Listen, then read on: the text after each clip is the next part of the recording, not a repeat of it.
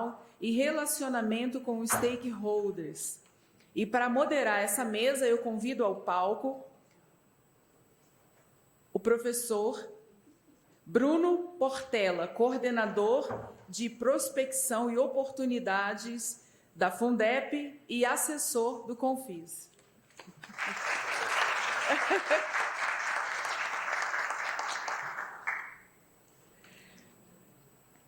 E para fazer parte dessa mesa, convidamos a professora Andréia Gozetto, da Fundação Getúlio Vargas.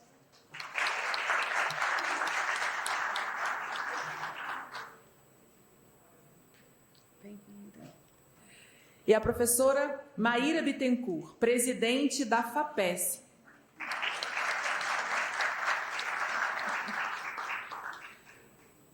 Passo a palavra, então, ao moderador da mesa, Bruno Portela.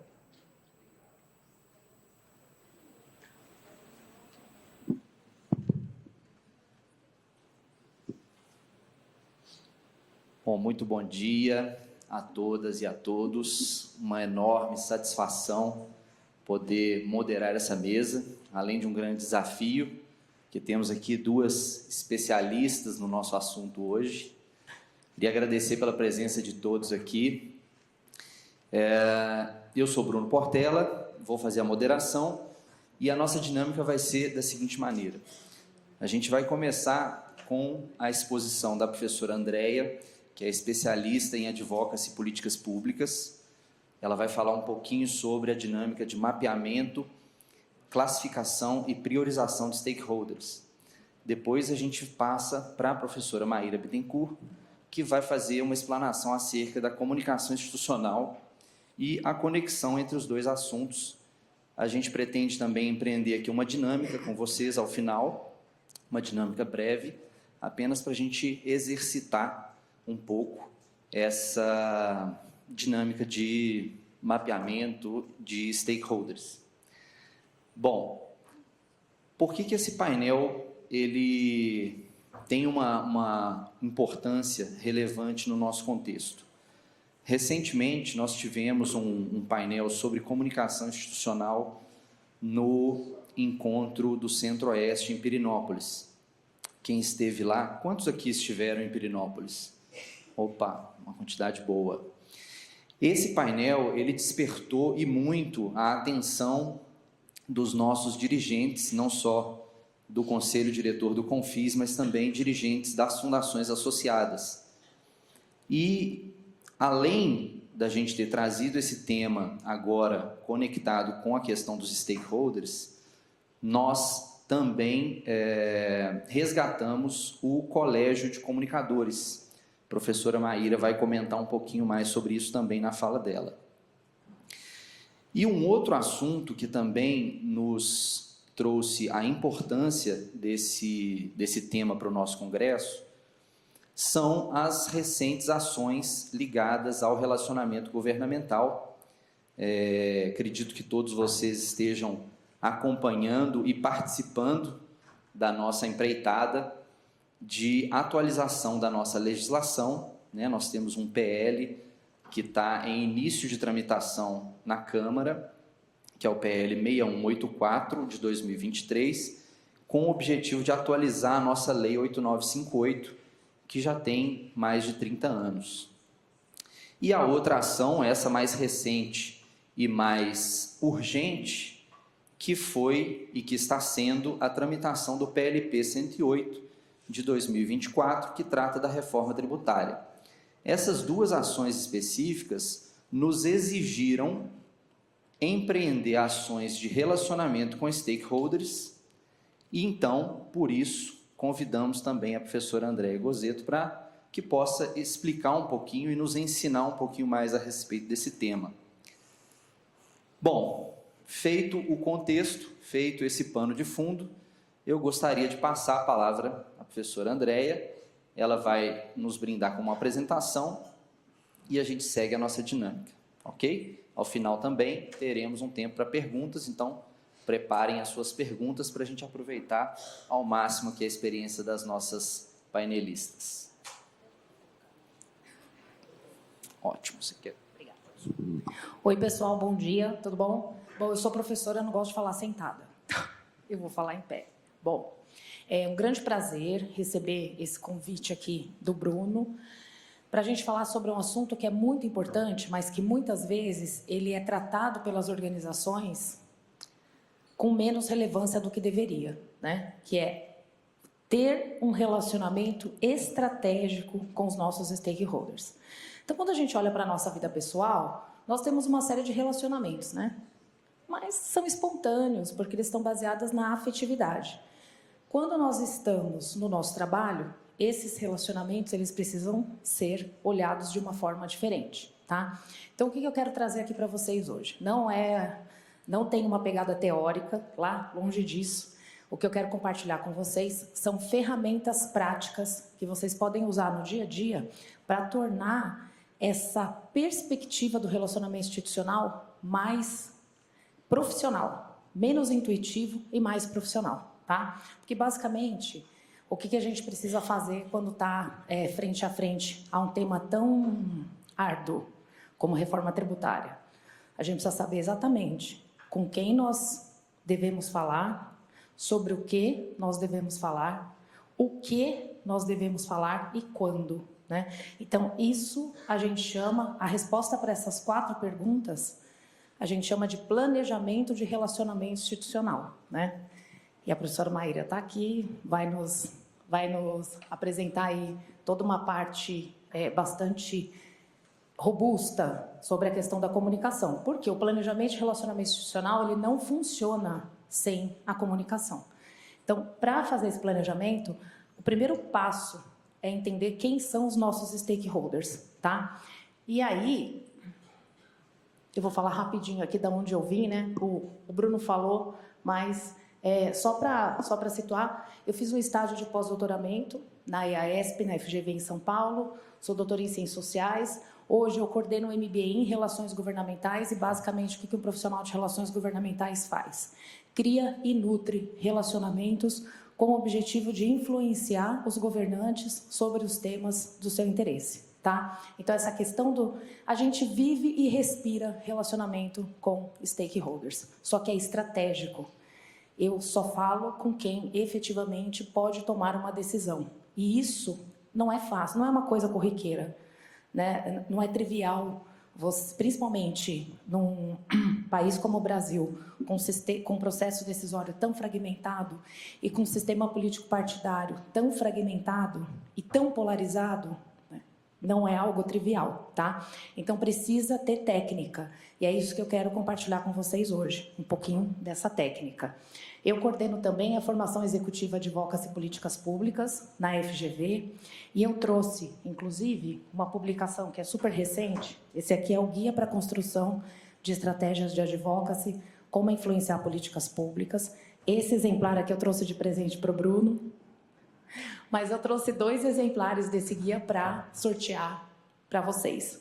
Eu só não sei como que a gente vai fazer esse sorteio, né? Não tenho a mínima ideia. Eu tenho a ideia brilhante, vou sortear como...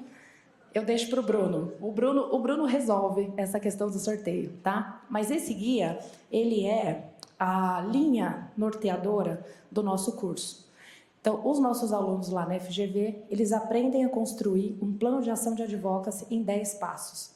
E eu vou compartilhar com vocês aqui hoje 2 ferramentas que estão contidas nesse guia. Esse guia está à disposição na internet, ele é gratuito. Tá? Ele foi lançado em 2018 e agora, em 2025, a gente lançou uma nova versão revisada e ampliada. Tá? Bom, e eu também tenho uma consultoria, que é especializada em saúde, e também advocacy em saúde e gestão estratégica em relacionamento institucional e governamental. Tá? Sou coautora de Lobby e Políticas Públicas e desse guia que eu acabei de mostrar para vocês, e eu tenho uma plataforma de conteúdo específico em relações institucionais e governamentais, que funciona por assinatura, é o RIGFlix, né? Relações Institucionais Governamentais Flix, que tem na internet. Então, é como é que chama? Infoproduto. Bom, e vamos começar, né? Stakeholder é uma palavra em inglês que a gente pode traduzir de várias formas. Podemos traduzir como atores-chaves ou como parte interessada, tá? E há vários conceitos sobre stakeholder. O que chama mais a atenção da gente é esse último aqui, da Assurance Standard, que diz que stakeholder é quem se julgue como tal. E aí ferrou-se. Por quê? Como é que a gente faz mapeamento de stakeholder se stakeholder é quem se julgue como tal, né? Eu sempre dou a seguinte orientação para os meus clientes e para os meus alunos. A gente vai fazer um mapeamento tradicional, tá? E no mapeamento tradicional, a gente usa esse conceito do Freeman de 1984. Stakeholder é qualquer grupo ou indivíduo que pode afetar ou ser afetado pela realização dos objetivos de uma organização ou seu tema de interesse, tá? Isso é stakeholder, quem impacta e é impactado pelas suas ações. Sejam elas ações corriqueiras de uma empresa, pensando do ponto de vista comercial, ou de ações de lobby e advocacy, tá? Então, é essa perspectiva que a gente vai utilizar aqui hoje. Stakeholder é quem impacta ou é impactado pela minha ação. Muito bem. E aí, os principais stakeholders de uma organização, quem podem ser? Bom, stakeholder é quem se considera como tal, né? Então, essa lista não é exaustiva. Pode ser qualquer um. Mas os mais tradicionais, pensando aqui em fundações, né?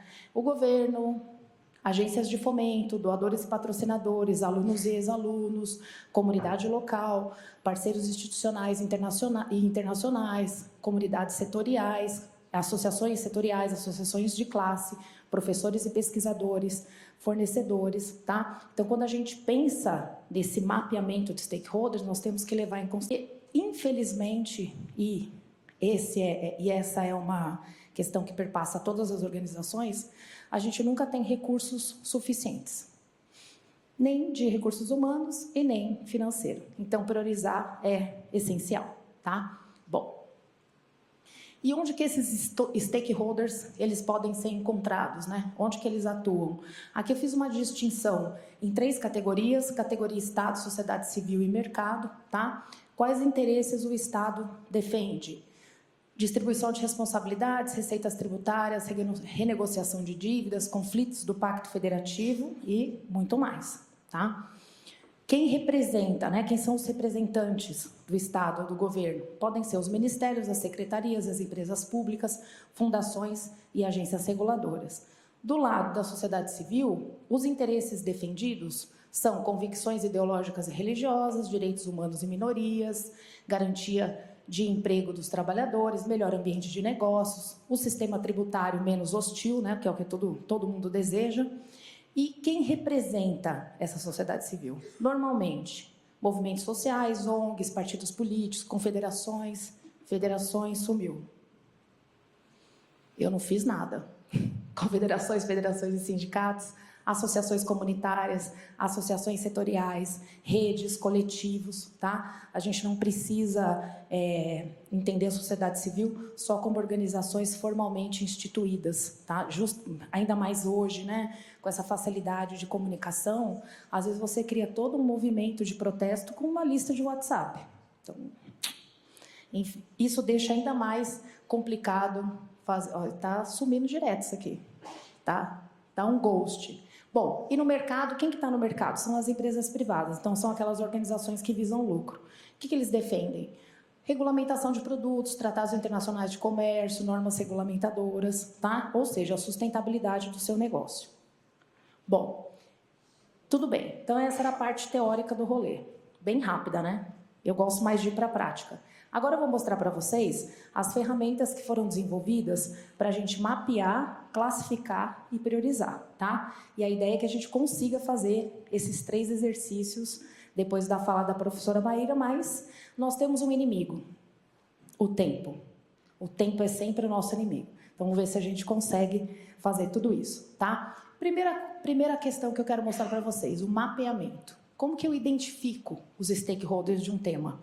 Infelizmente, a gente ainda não tem uma ferramenta tecnológica. A inteligência artificial ajuda bastante, né? Mas a gente sabe que alucina, então tem que tomar cuidado. Mas, às vezes, nos dá um bom ponto de partida para que a gente depois aprimore esse olhar, tá? Mas como vocês trabalham na área, acredito eu, já há muito tempo, esse mapeamento de stakeholders, de alguma forma, já está na cabeça de vocês.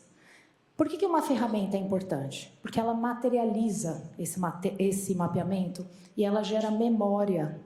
Tá? Eu estava conversando com a Maíra quando a gente estava vindo para cá, e eu falei assim para ela, eu falei, olha, Maíra, eu acho que o grande problema que a gente tem, muitas vezes nas organizações, com relação a relações institucionais governamentais, é a gestão do conhecimento. Porque aquele profissional que faz as relações institucionais, ele fica com os contatos para ele, e os contatos não são pessoais, eles são institucionais, eles são da organização. Então, a organização precisa, de alguma forma, ter acesso a esses contatos, né? E a memória do que já foi realizado com esses relacionamentos. Então, essa é uma questão fundamental. O relacionamento é institucional, ele não é pessoal. Quando a pessoa sai da fundação, ou deixa o cargo, deixa a diretoria, ela não pode levar o relacionamento com ela.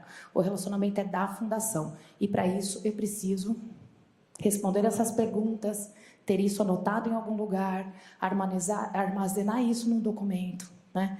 Criar uma planilha. Eu sei que a gente odeia planilha. Eu, particularmente, eu sou ariana, eu odeio planilha. E detesto o detalhe. Eu gosto do quadro geral, mas a planilha nos ajuda, né? Então, ali naquela planilha você vai colocar o nome do stakeholder, o cargo do stakeholder, quem vai falar com esse stakeholder, sobre o que vai falar, quando foi feita a reunião, o que a gente conversou na reunião, quais são os próximos passos da reunião, porque a gente não é eterno. E alguém nos substituirá. E isso é muito importante. E, infelizmente, essa gestão do relacionamento institucional, ela é feita ainda de forma, quando ela é feita de forma muito precária, tá? Então, essa ferramenta já mudou. Isso aqui está muito louco, hein? Tem vida própria. Vocês viram que estava aqui em cima, ó. Eu não estava mexendo no negócio. Então, vejam. Como eu estava comentando com vocês, não tem uma ferramenta que você fala assim, vou fazer um mapeamento de stakeholders, tem uma plataforma que me ajude a fazer isso. Não. É realmente algo que a gente precisa puxar pela memória, fazer muita pesquisa, tá? Eu gosto muito de usar, na hora que eu estou fazendo mapeamento de stakeholders, eventos. Porque, de certa forma, quando você faz um evento temático sobre determinada questão, a organização desse evento ele já define quem são os principais stakeholders para discutir aqui, quem são os principais especialistas. E vocês estão na universidade, né? Os especialistas estão todos aí à disposição de vocês. Essa aqui é a questão. Bom, e aí, então, o que vocês têm aqui? São, na verdade, perguntas norteadoras, tá? E o exercício que a gente vai fazer é esse. Então, sobre o tema que o Bruno trouxe, que é o PLS 108 PLP 108/24, a gente vai pensar, vai se perguntar, tá? Quem é ou será afetado pelo tema, por esse PLP? Quem tem muita ou pouca influência sobre esse PLP? Quais são as organizações com interesse nesse PLP? Alguém já tentou atuar nesse PLP no passado? Aí a gente está falando da nossa fundação, tá? Então, esse exercício que vocês vão fazer é sobre a fundação na qual vocês trabalham, ok? Bom, alguém já tentou atuar nesse tema no passado? Que nomes aparecem com regularidade quando esse tema é discutido e quais organizações ou indivíduos se opõem ao tema em questão? Vão aparecer muitos nomes. Cada vez que vocês responderem essas perguntas, se elas forem respondidas com o rigor necessário, vai aparecer nome de pessoas e de organizações. Isso vai gerar uma lista, uma listona. E é uma lista geral, tá? Agora a gente precisa fazer o quê? A gente precisa olhar para essa lista com mais atenção. Então, a ideia é classificar. A partir desta lista, nós vamos fazer uma primeira classificação. Eu vou dividir essa lista entre audiência primária e audiência secundária, tá? Quem que é a audiência primária? São os tomadores de decisão. Eu sempre brinco e falo assim, quem é o tomador de decisão? O cara que tem a caneta que vai assinar o projeto, o decreto, a portaria. A ordem de compra. Esse é o tomador de decisão. É o cara que tem a canetinha na mão, tá? É o que vai efetivamente trazer a mudança que você quer ver no mundo. Esse é o tomador de decisão. Quem que ele pode ser? Pode ser um parlamentar, pode ser o chefe do executivo, pode ser um funcionário de alto escalão, pode ser o reitor da universidade, tá? Então a gente tem que entender quem é esse tomador de decisão. Por que isso é tão importante? Porque muitas vezes a gente perde tempo e energia construindo e nutrindo um relacionamento com uma pessoa que não pode tomar decisão sobre o tema do seu interesse. Então, é por isso que o relacionamento institucional ele precisa ser estratégico. O que é ser estratégico? É saber com quem você vai falar, ou seja, quem toma a decisão.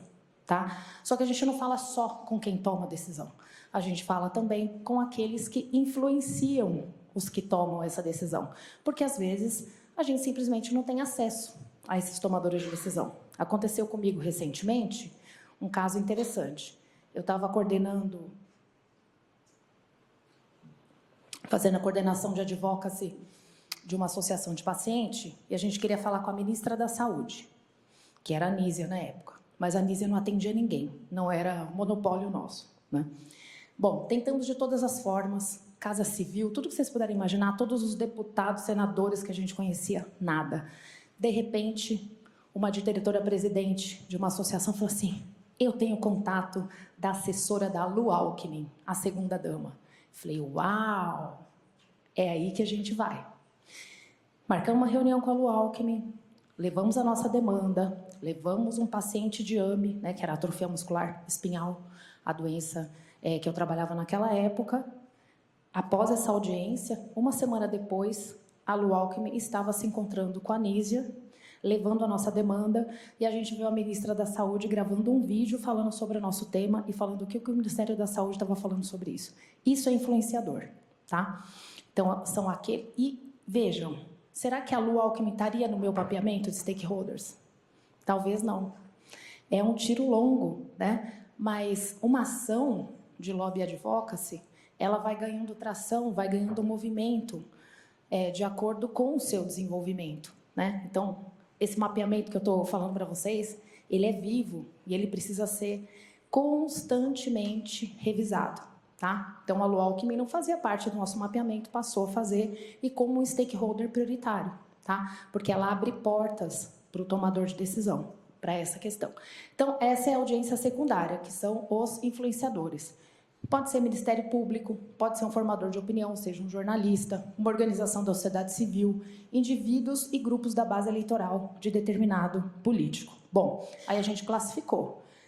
Com quem que a gente quer falar? Com os tomadores de decisão e com aqueles que influenciam os tomadores de decisão, certo? Mas aí, nós temos que dar um passo a mais. A gente tem que ser mais esperto ainda. A gente tem que colocar isso numa ferramenta visual.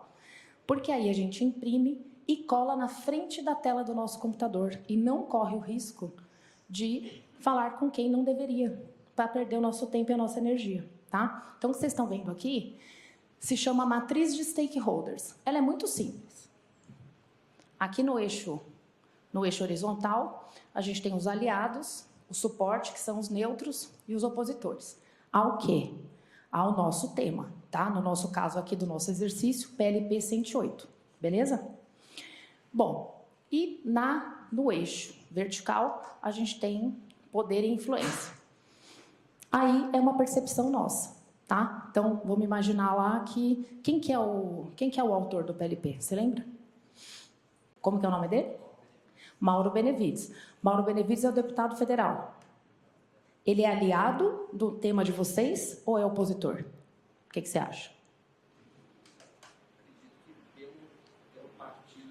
Pelo partido dele, seja neutro. Neutro, ótimo. Adoramos os neutros. Muitas vezes o neutro é melhor do que o aliado, sabiam? Porque ele pode ser trabalhado com informação adequada e com uma aproximação profissional. Esse neutro ele se transforma no nosso aliado, tá? Então, esse deputado, onde que eu colocaria ele? Será que ele é um neutro mais para opositor ou um neutro mais para aliado? Então, onde que eu vou colocar ele? Aqui, ó. Ele tem grande poder e influência, então ele está aqui no nível 5 e ele é neutro, ele está aqui no suporte.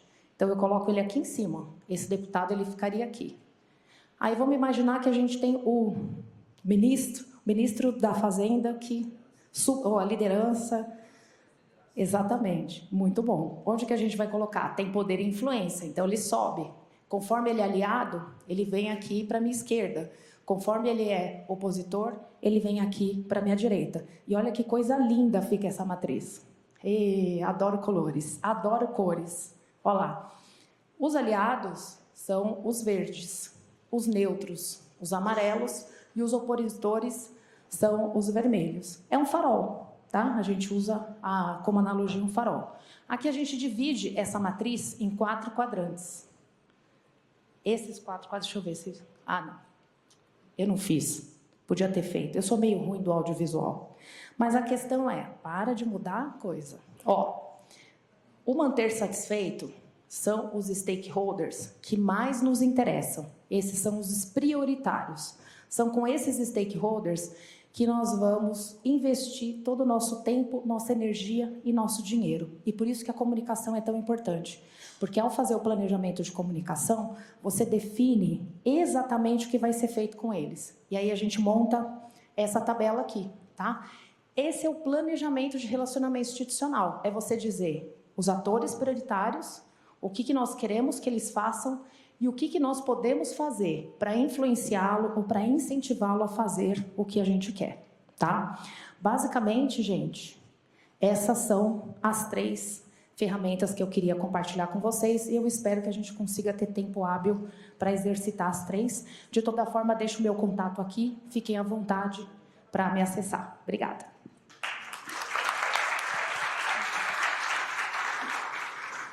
Muito bem. Foi ótimo. Eu tive a honra de ser aluno da professora nesse curso da FGV. Quem sabe a gente consegue estruturar algo in company aqui para o Confis, né? Vamos discutir isso depois, quem sabe. Bom, a pergunta que me deu branco na hora, eu fiz a consulta. O projeto da reforma tributária, ele é de autoria do governo. Então, ele foi proposto pelo governo e que definiu, né, o presidente da Câmara à época, Arthur Lira, definiu Mauro Benevides como relator. Bom, sem muita explanação por hora, já vou passar para a professora Maíra Bittencourt para a gente falar um pouquinho mais da comunicação institucional, para a gente depois fazer a amarração e o exercício. Professora, a palavra é sua.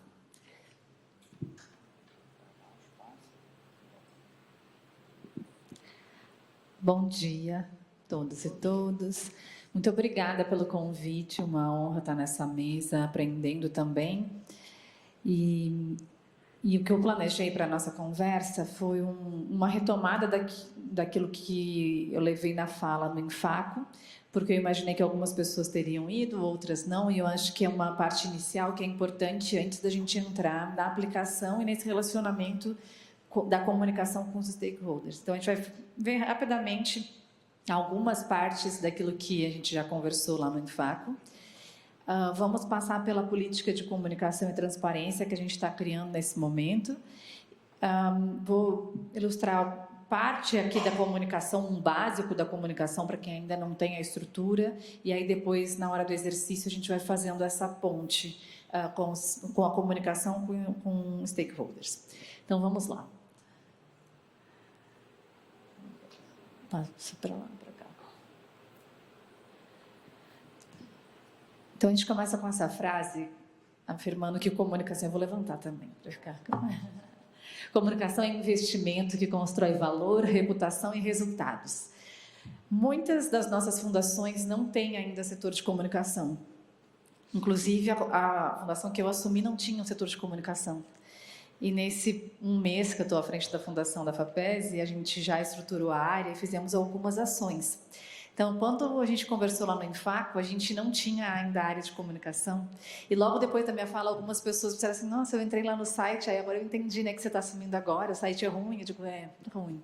A gente ainda não mudou o site, mas já mudamos um tantão de outras coisas na área de comunicação.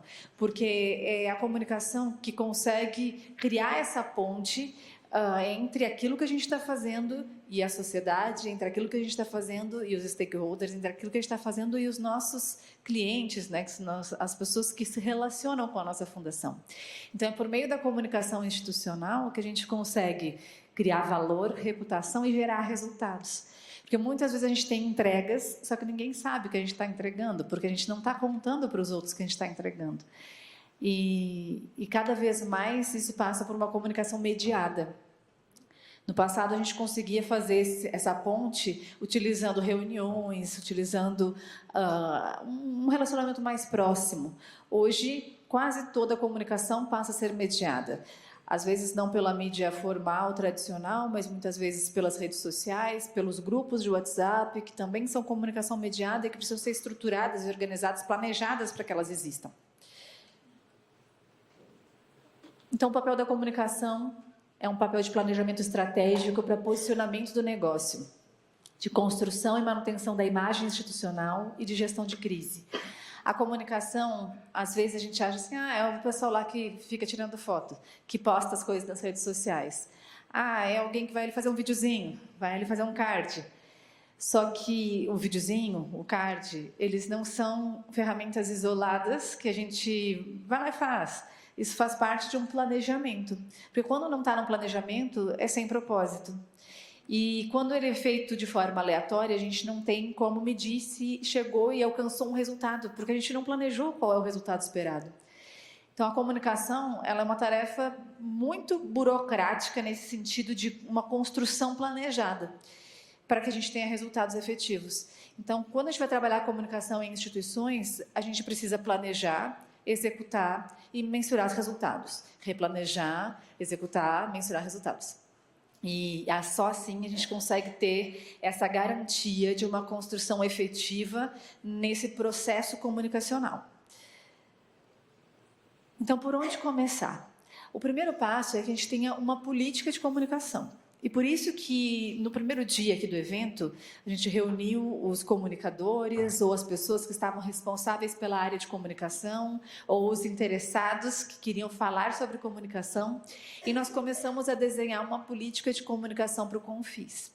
Por quê? É muito difícil que cada fundação vai conseguir fazer a sua própria política, porque é um documento amplo de diretrizes e que requer um conhecimento bastante aprofundado, que não necessariamente a equipe que está começando agora ou a equipe que faz todo o resto vai conseguir se dedicar também para uma política específica. Seria bom, claro, que se cada um conseguisse construir a sua política de comunicação específica depois, mas tendo uma de uma orientação ampla, ela já serve a todos nós. E aí a gente consegue puxar das diretrizes dessa política de comunicação e transparência aquilo que a gente vai aplicar no nosso plano. Aí o plano, sim, precisa ser personalizado de cada uma das fundações, porque ele é um plano operacional, enquanto a política, ela traz diretrizes. E o que nós colocamos aqui nessa proposta, que ela não está fechada ainda, até eu tirei um print hoje de manhã aqui do texto, né? Ele está compartilhado no Drive, aí cada um que estava participando lá foi colocando observações, então todas essas partezinhas estão marcadas aí, são observações para a gente ir aprofundando e melhorando até chegar no momento da gente compartilhar com todos. E o que a gente tem lá nessa política?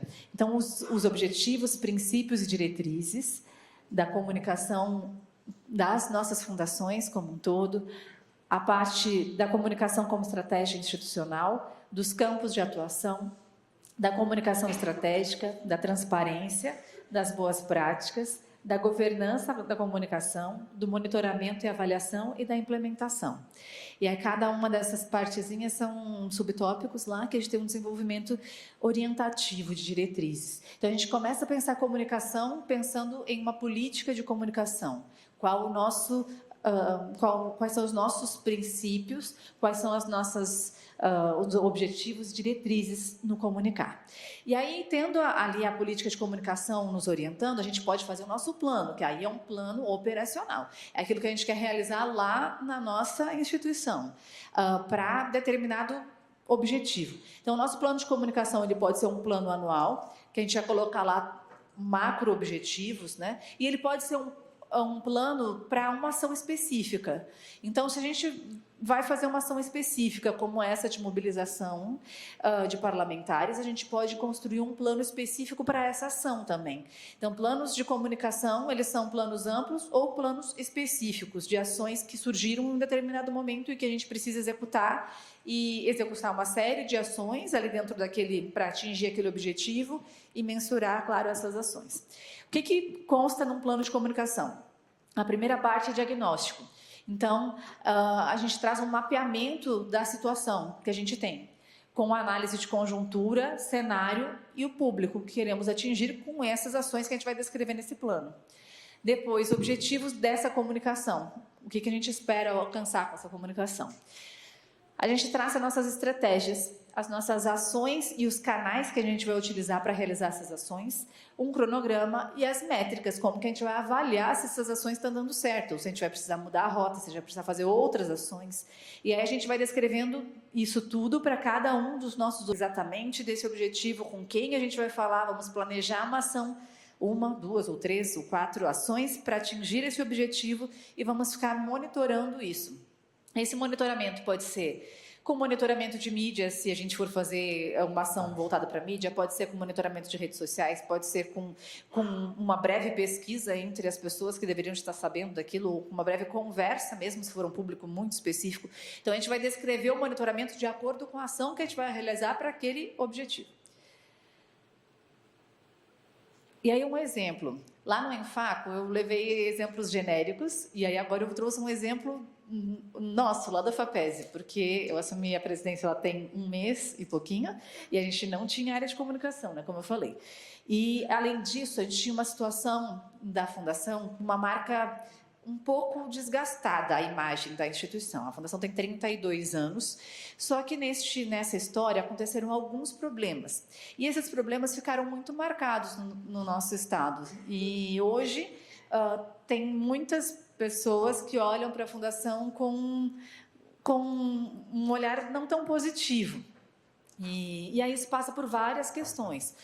Passa por questões de processos que aconteceram, passa por questões da forma de trabalho atual, que é um pouco morosa, e as pessoas reclamam da demora, né, da falta de eficiência.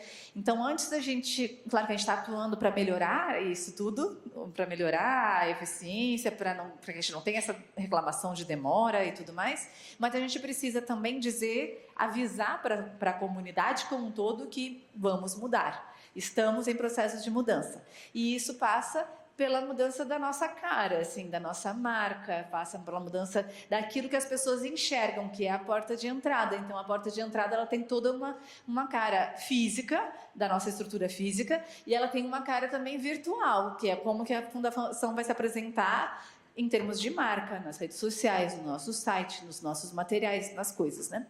Então, o que nós fizemos nesse iniciozinho? A gente criou a área de comunicação e a gente começou a fazer um rebrand de marca. Então, a gente modificou o nosso logotipo, nossa marca como um todo, definimos uma paleta de cores mais ou menos próxima da que tinha, mas incluindo outras cores também, e desenhamos todos os nossos produtos de novo. Eu até trouxe aqui uma pastinha. Então, desde essas simples pastinhas que a gente usa no nosso dia a dia, a folder, que é um material super antigo, mas que resolve bem dependendo do tipo de ação que a gente vai realizar, a bloquinhos. Então, a gente fez toda uma parte de papelaria nova, com a marca nova, para a gente chamar os coordenadores e já entregar o material novo, chamar e levar para as nossas reuniões, levar para a visita dos nossos parlamentares já uma cara nova. Porque, chegando com a cara nova, a gente já impacta visualmente. Estamos mudando em várias questões outras também, né? Então, criamos as nossas redes sociais, estamos trabalhando no nosso site, a gente já contratou a empresa que vai fazer o novo site. Começamos a apoiar eventos para que a marca passe a circular de uma outra forma, né? Que ela estava bastante tímida, escondida. Então, agora a gente já está apoiando a corrida da universidade, já colocamos a marca lá, tanto a corrida na capital quanto a corrida que vai ter no interior. A gente tem buscado lugares de visibilidade da marca. Rotina de produção de materiais de divulgação e a parte de papelaria, né, que eu contei para vocês. Além disso, a gente criou um grupo de WhatsApp com os nossos coordenadores de projeto, que a gente não tinha nenhum canal de comunicação direto com eles.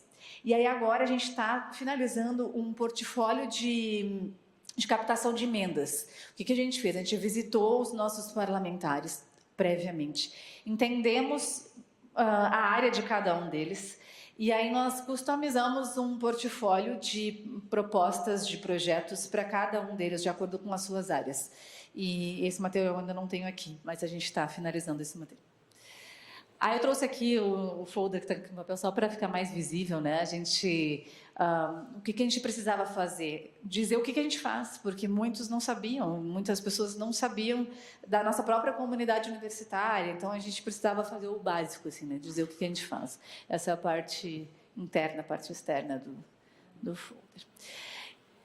Então, o planejamento atrelado às métricas, ele permite prevenir crises, corrigir a rota e potencializar as nossas ações. Aqui eu trouxe alguns exemplos de métricas, mas eu vou passar rapidinho por eles. E aí tem também a parte de gestão de crise, né, que cabe à comunicação também.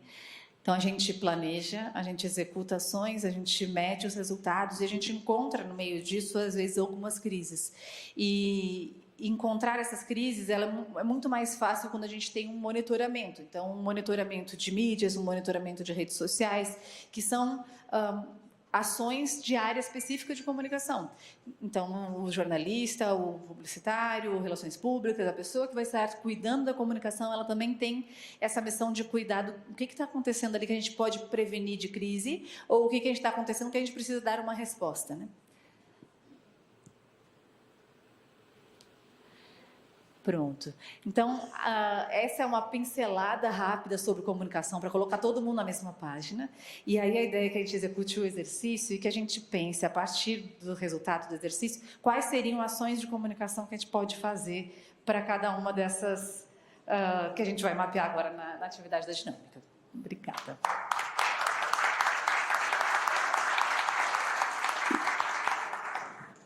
Muito bem, obrigado, professora.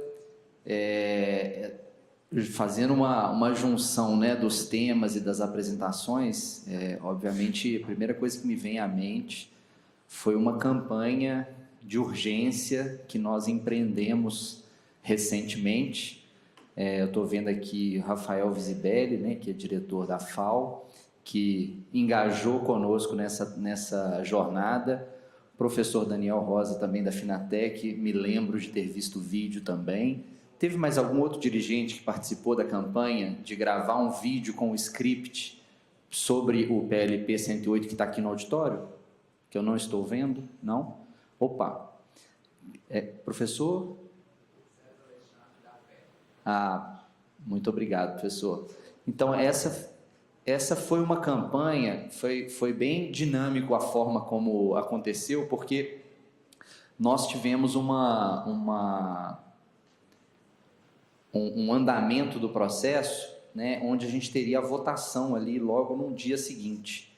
E a professora Maíra foi quem sugeriu, falou, olha, e se a gente fizesse um script para gravar um vídeo, colocar os dirigentes para poder gravar esse vídeo e colocar nas redes sociais de forma tempestiva, e isso deu muito resultado, porque a gente teve mais de 20 dirigentes que foram para frente das câmeras, né, e gravaram seus vídeos.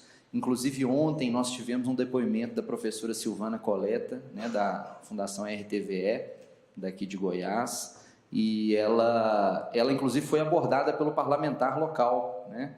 Olha, eu vi seu vídeo, contem conosco, nosso gabinete está à disposição, né? A própria professora Maíra, depois de gravar, compartilhou no WhatsApp direto dos senadores do estado de Sergipe. Então, esse tipo de movimentação é que gera resultado, porque ele de forma tempestiva, vai diretamente ao encontro do nosso interlocutor. Claro que, como bem trouxe a professora Andréia, todo o planejamento ele é fundamental para que a gente seja cada vez mais assertivo. Mas, naquele momento, a gente não tinha um planejamento desenhado e a gente precisava fazer alguma coisa. E foi bom o exercício, né? Eu acho que, como exercício, foi muito bom para a gente poder mobilizar todo mundo. Então, falando em exercício, vou pedir para colocar a terceira apresentação. Vocês vão ver aqui, eu vou levantar também, só para falar um contexto do exercício. Quero fazer um disclaimer, o seguinte, o objetivo aqui não é que tenhamos informações muito qualificadas nesse momento. O objetivo aqui é exercitar o pensamento nas informações que foram trazidas aqui até pela professora Andréia. Então, aqui vão ter 6 perguntas, tá? Apesar de serem perguntas no formato aberto, é uma resposta curta, você não precisa indicar nas perguntas. No próximo slide a gente vai ter o QR Code, vocês vão poder apontar e acessar o formulário eletrônico, tá? Mas as perguntas, você não vai precisar... você não vai precisar responder com todos os stakeholders necessários. Apenas o exercício de lembrar de 1, 2 ou 3 em cada uma delas, tá? Nesse QR Code, vocês vão poder apontar aí o celular. Depois a gente vai fazer isso de forma mais estruturada, né, através dos nossos grupos, mas o objetivo aqui, como eu falei, é só a gente exercitar. Vou dar aí uns minutinhos para que vocês possam acessar o formulário, e depois de acessado o formulário, nós vamos ter 10 minutos para vocês responderem quantas perguntas conseguirem dentro desse tempo, né? Lembrando que não precisa ser perfeito nesse momento. Qual é o contexto? Né? Eu vou ler para vocês aqui, que está aí no formulário. A reforma tributária ela está tramitando no Congresso Nacional desde junho do ano passado, quando foi apresentado pelo Poder Executivo à Câmara dos Deputados. Naquele momento, instaurou-se o PLP 108, de 2024, que foi aprovado nessa primeira casa, em outubro do mesmo ano. Após essa aprovação, ele seguiu para o Senado, onde foi aprovado este mês, outubro de 2025. Então, percebam aí um primeiro ponto de atenção. A tramitação, ela não é algo muito rápida, apesar de que esse é um projeto de extrema urgência tramitando no nosso Congresso Nacional. Como o Senado produziu muitas alterações ao texto, né, foi proposto um texto substitutivo ao texto original, é necessário que esse projeto volte para a casa iniciante, no caso a Câmara, para que ela faça uma revisão final. Esse é o processo legislativo de toda proposta legislativa, ou quase todas elas. Nesse sentido, após a revisão da Câmara, o projeto segue para a sanção presidencial. Nessa fase de revisão, a Câmara ela não pode mais inserir novos textos, ou ela não aprova. E aí o projeto caduca e aí a gente volta à estaca zero. Como é um projeto de interesse do governo e que iniciou na Câmara, a tendência é que seja aprovado, porém, a Câmara ela tem a arbitrariedade de tirar textos nesse momento. Nós tivemos uma emenda, que é a emenda 543, que foi introduzida ao texto.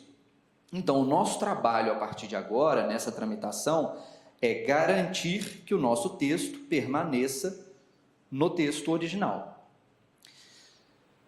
Pois bem, então vou dar aí os 10 minutos sem falação para vocês pensarem um pouquinho. Enquanto isso, a gente vai depois estruturar os próximos passos. E aí eu peço ao nosso audiovisual para já colocar a primeira apresentação de novo, que a gente vai utilizar alguns dos slides aqui da professora Andréia para conduzir. Fiquem à vontade, 10 minutinhos.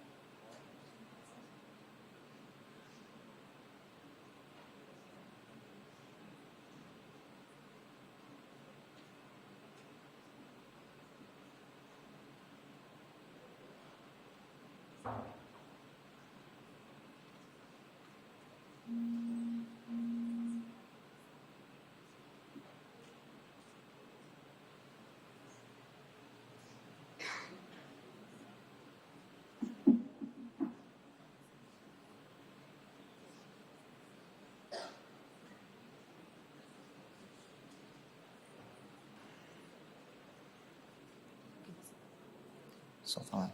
Aqui na apresentação da professora tem alguns indícios, né, de stakeholders, para quem quiser refrescar a memória, né? Achei fantástica a ideia que a professora Maíra já implementou lá na FAPESE, né, do grupo com os coordenadores. Claro que cada fundação tem uma realidade, cada fundação tem uma quantidade de coordenadores, mas é uma ideia muito boa porque cria ali um... O grupo que a gente criou não é aberto para conversa, a gente só manda. Só recebe as Porque informações. acaba sendo um volume muito grande, né, de gente. Sim. Aí a gente só Mas envia. é um canal de comunicação importantíssimo, né? Que está no bolso de todo mundo hoje.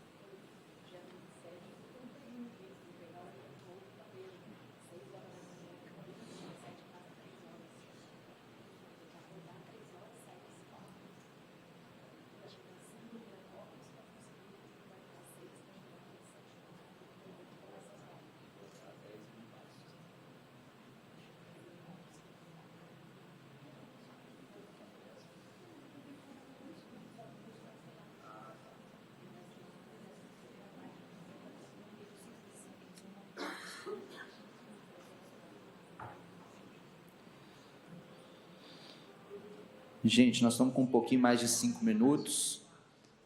Alguém conseguiu responder todas as perguntas? Conseguiu participar? Levanta a mão, por favor. Opa, quantidade boa. Vamos aguardar mais 2, 3 minutos, e aí a gente segue para a etapa final do nosso trabalho aqui hoje.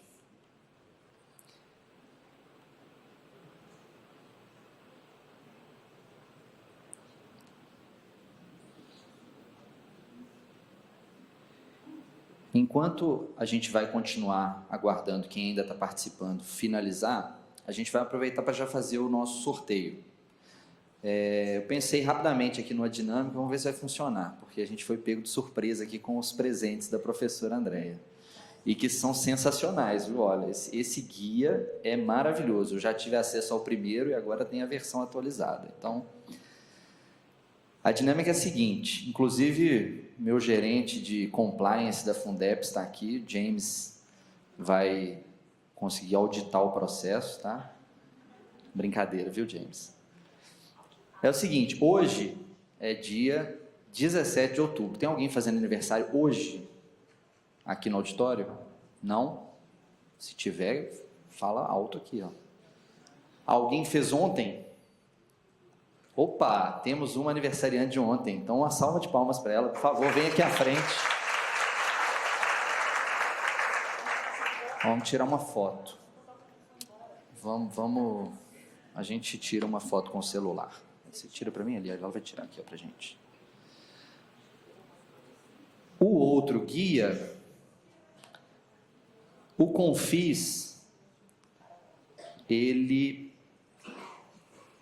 Desculpa, qual que é o seu nome? Por favor, fala seu nome e a fundação. Ana. Faurix. Muito bem, Ana. Parabéns, viu? Faurix Porto Alegre.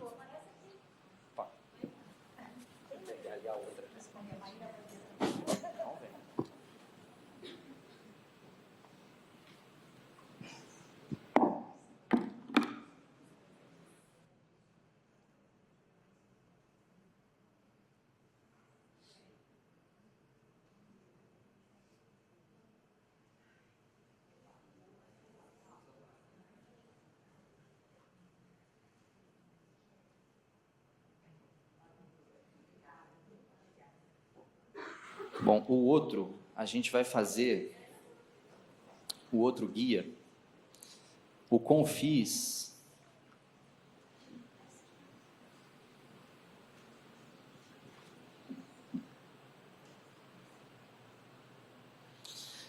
O Confis foi instituído em 18 de dezembro de 1988. Então, tem alguém aniversariante do dia 18 de dezembro na sala? Não? Do dia 17 de dezembro, do dia 19 de dezembro, 19 de dezembro, do dia 16 de dezembro, também não, do dia 20 de dezembro, opa, temos um aniversariante, parabéns, uma salva de palmas para ele.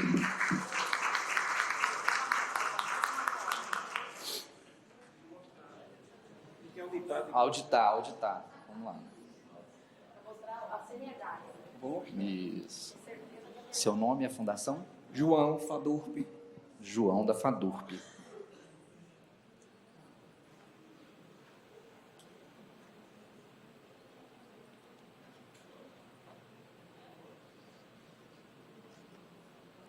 Muito bem, dia 20 de dezembro. Parabéns. Vamos lá, a foto.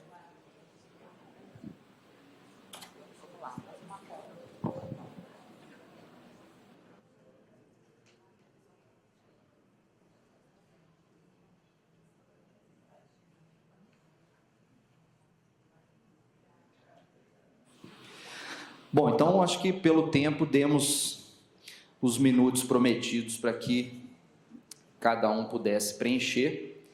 Depois a gente vai, com o apoio da professora Andréia, que já criando o comprometimento aqui, para ela nos apoiar numa ação dessa, num exercício desse um pouco mais estruturado, e depois a gente encerra. Bom, pessoal, o que vocês acabaram de fazer é o mapeamento, tá? Então, o mapeamento é Deus e todo mundo e a torcida do Corinthians. As segundas duas fases, então você tem mais duas fases que são necessárias. Então, se vocês quiserem continuar esse trabalho depois, eu peço, inclusive, que vocês baixem o guia. Esse guia para construção de estratégias de advocacy está à disposição na internet gratuitamente, em PDF, tá? E vocês podem rememorar, caso vocês tenham alguma dúvida, tá? Mas a ideia agora é que depois que vocês façam uma lista com todos esses nomes, vocês dividam em duas audiências, a audiência primária e a audiência secundária, tá? E depois disso, vocês vão fazer o seguinte, a priorização dos stakeholders, tá? Então, eu vou explicar teoricamente como é que a gente faz o preenchimento da matriz, mas infelizmente a gente não tem tempo para fazer a matriz aqui. A matriz é aquele documento visual que fica todo coloridinho que eu mostrei para vocês. Então, depois que vocês listam e classificam os indivíduos e as organizações que têm algum interesse, atuação ou incidência no tema definido, no eixo horizontal da matriz, vocês vão posicionar cada ator. Eu faço isso com post-it, tá? Porque é mais fácil, depois a gente vai mudando os atores de lugar. Se tiver no computador, é mais fácil ainda, tá? Vão posicionar cada ator em função da posição dele, se ele é aliado, se ele é neutro ou se ele é opositor. Então, esse ator, ele vai ficar à sua esquerda, à sua direita ou no centro da matriz, tá? Depois disso, a gente vai definir se esse ator, ele tem muito poder e influência. Sobre o quê? Sobre o tema em específico. Então, a gente está falando do PLP 108, tá? Então, a primeira coisa que a gente faz é dividir entre aliado, opositor e neutro. Depois a gente vai olhar para esse aliado e vai perguntar, puxa vida, quão aliado ele é? Ele é muito, é pouco ou não? Mais ou menos, tá? E vai posicionando ele. Então, eu estou no eixo horizontal, certo? Então, eu vou posicionando ele para cima e para o lado, tá? De acordo se ele é aliado ou é opositor. Quanto mais em cima, mais poder e influência. Quanto mais para as extremidades, mais aliado ou opositor, tá? O que é importante aqui da gente levar em consideração? Que o grau de oposição ou suporte e de poder, ele é avaliado não de forma geral, mas em relação ao seu objetivo de ação. Então, por exemplo, se o ministro da Fazenda terá um poder alto em uma política pública sobre responsabilidade do ministério, ele pode ter poder baixo em outro tema que você vai utilizar, tá? Que você vai avaliar. Então, essa é a questão fundamental. Qual que é o objetivo? O objetivo é construir uma matriz como essa, tá? A hora que eu construir essa matriz, que legal. Onde que eu vou focar o meu olhar? Aqui, ó, nos nomes que aparecerem nesse quadrante, que é o manter satisfeito. E depois disso, eu vou pensar. Tem várias, aí no guia, inclusive, quando vocês baixarem, vocês vão ver que tem uma ferramenta que tem várias perguntas para a gente responder, tá? Mas as principais são essas duas aqui. Então, de acordo, a gente está falando do... Eu já esqueci o nome do relator. Como que é o nome dele mesmo? Mauro Benevides. É o nosso ator principal aqui, porque é ele que define como é que o texto vai ser, tá? Mauro Benevides é o nome do ator. O que nós queremos que o Mauro Benevides faça? Nós queremos que o Mauro Benevides mantenha o nosso texto da forma como ele foi apresentado pelo Senado. Nós precisamos mostrar para o Mauro Benevides a importância das fundações de apoio e o impacto financeiro que uma tributação sobre as nossas atividades poderia impactar e prejudicar o orçamento de pesquisas de ciência, tecnologia e inovação no Brasil.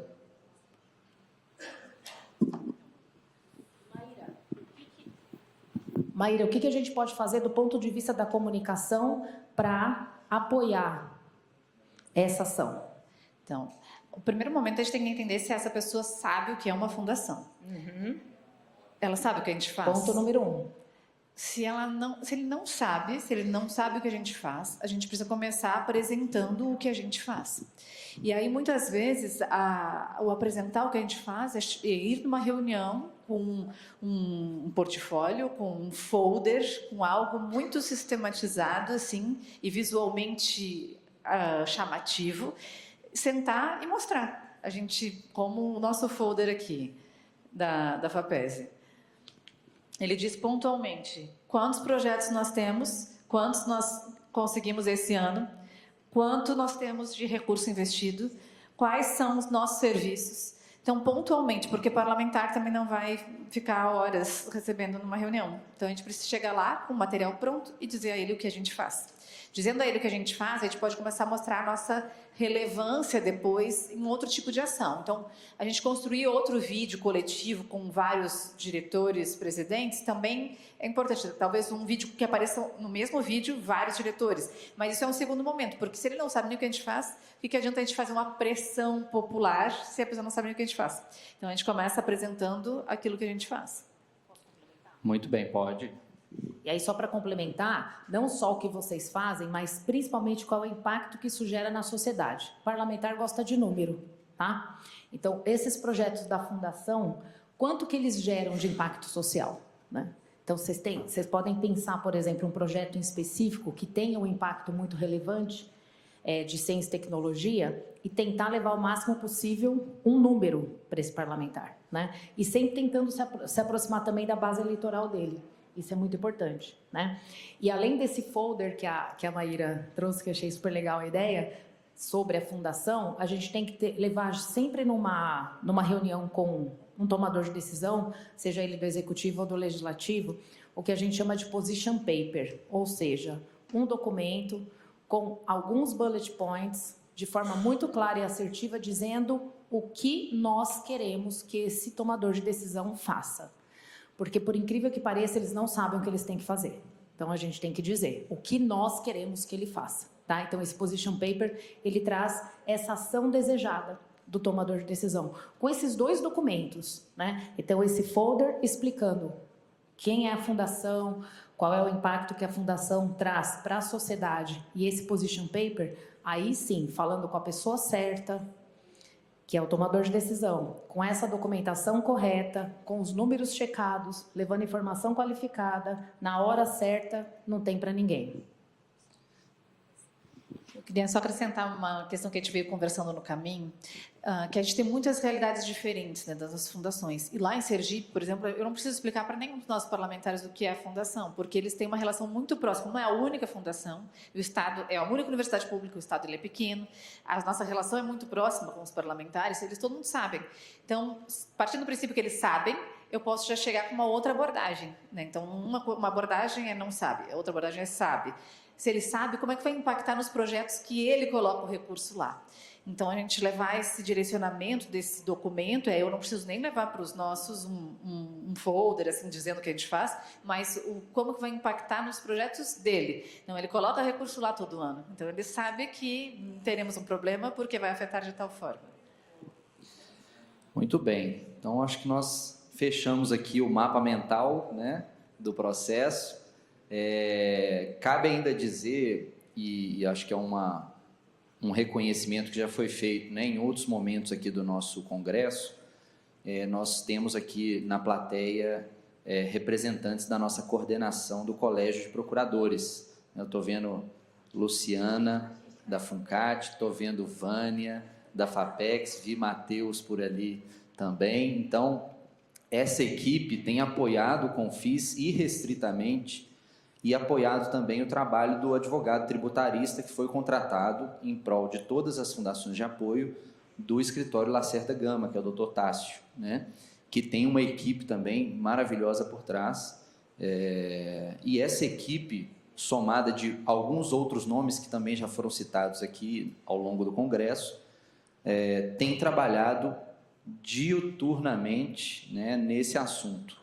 A gente está aguardando orientações e, inclusive, uma nota técnica atualizada que vai ser compartilhada com todos vocês para a gente justamente encampar essa segunda etapa desse trabalho que está sendo feito de abordagem aos deputados federais. Então, já deixo aqui a convocação, né, a todos vocês para que nos apoiem nesse processo. O Confis, né, o professor Antônio Fernando sempre fala isso, o Confis não é o escritório aqui de Brasília, né, o Confis somos todos nós, né, cada fundação na sua cidade, no seu estado, tem o seu poder de ação, tem a sua relevância, né, tem a sua posição de fala, e esse esforço local é que traz a força para o Congresso Nacional, né? Então, agradecer às nossas especialistas, uma salva de palmas para elas.